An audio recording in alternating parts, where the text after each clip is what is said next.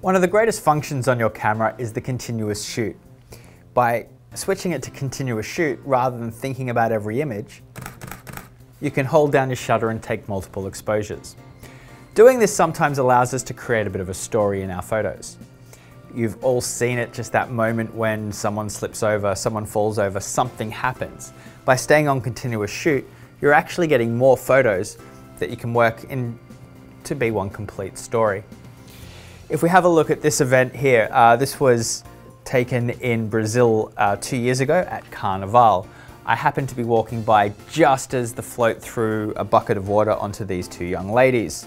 I caught the water just hitting. You can see the actual water droplets just as they're starting to connect with the girl, followed by the shriek when they decided that, yeah, it was a bit cold.